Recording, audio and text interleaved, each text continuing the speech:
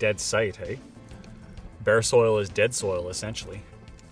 Right? There's nothing happening here. It's dead. It's, you know, it's basically sun-baked clay. Nothing's living here. Nothing wants to live here. But lo and behold, down here we have a little pioneer on the edge. That's pioneering the site for us. And actually, I think that's a little lettuce that's actually probably self-sown from seeds off of this guy right here. Right? And so that's already starting to repair. That's the interesting thing about a lot of plants that we eat, is they're actually soil repairing plants, because everywhere people go, we essentially set about degrading soil. There's no evil intention in any of it. It's just has to do with a lack of information. I mean, that's really what we're talking about here, is bringing the right information into play so that people can make appropriate choices about what a yield is and how they're going to go about generating that, right? That says something about this, is that we can use this plant, we can use this plant in situations where it might be called for, we need a little bit of help. Same goes for this one, this borage plant here. I mean, that's living on a pretty harsh little site as well. We can probably use these two plants together to pioneer degraded soil systems, maybe, and maybe that's the other end of yield, right? Yields are in cultural sentiment. If we can leave our sentiments aside, and we're constantly looking at scenarios for what they have to teach us, as opposed to what we can teach them, right? That will allow us to see multitudes of yields that we could have never imagined previously. That's the important thing, I think. In very few places other than in our home gardens are we actually teachers.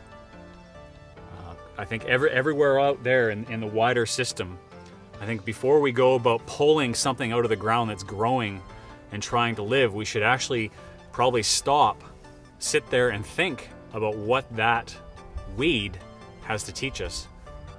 Weeds are opportunities for learning, right? And the only thing that prevents that from happening, the only thing that prevents a weed from becoming a learning opportunity, is our own sentiments towards it.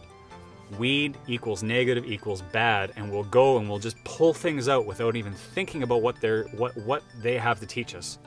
I think that's the important thing to remember in all of this, is that anywhere there's something growing like this right here, which is a weed, unless I have something to put in the place of that, I really have no right in pulling it out.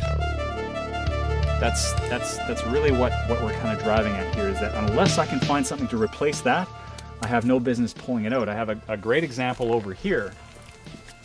So if we come over here and we look along the edge of this water tank, I have these plants growing here. I didn't plant them, they came there on their own, but I've been walking by them for weeks, and I've left them alone because I know if I pull them out, I have nothing to put there. Now, if I come over here, we're coming into winter now. We're coming into the fall. This tank of water is actually a thermal mass storage, right? And so what that means is that right in this zone here is I'm gonna have an extended season. This is gonna store heat of the sun for me and is actually gonna prevent those frosts. And I could probably fit this with a little tiny plastic greenhouse to keep it nice and warm. And so what I've done is I've pulled out the weeds, I've mulched them onto my garden, and in their replacement, I planted lettuce. Right? This plant here is stevia, which is a subtropical. And I'm gonna try a little experiment here, is because of this thermal mass storage, I have a potential yield.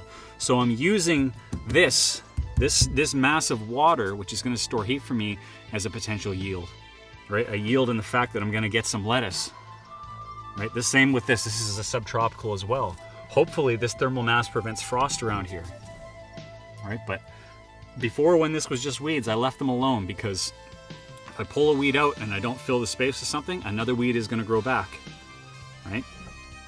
It's a sad thing to try and grow things that wanna die and kill things that wanna grow, which is really an analogy for contemporary agriculture, is they're trying to grow things that wanna die and they're killing things that wanna grow.